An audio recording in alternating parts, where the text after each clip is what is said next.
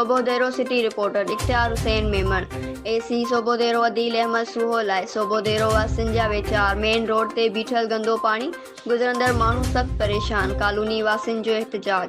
सोबोदेरो degree college लॻ Syed Munawwar Shah Jahania colony जे रहवासियुनि जो पानी ॿाहिरि निकाल न करण जे करे एहतजाजी मुज़ाहिरो। संदन चवणु आहे त असांजी कॉलोनी जे गंदे पानी जो निकाल शहर जे मेन रोड जो कमु अधु में बंदि हुजण ऐं फुरिजण जे करे समूरो पानी शहर जे मेन रोड ते डिग्री कॉलेज जे गेट ते जमा थी रहियो आहे। उन करे कॉलोनी ऐं शहरवासी वॾो परेशान आहिनि। शागिर्दनि जो पानी में किरण रोज़ जो मामूल आहे।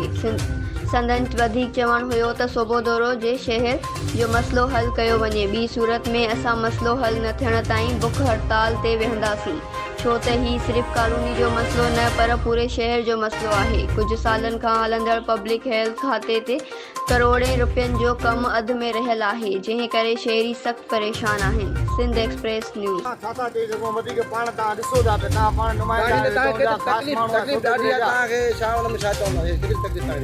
तकलीफ़ बयान तव्हां ॾिसो था पाण अखियुनि सां वधीक माण्हू केॾा मेन रस्तो आहे वीचारा ॿार बचड़ा लेडीज़ सां कहिड़ी हालत लॻी पई आहे।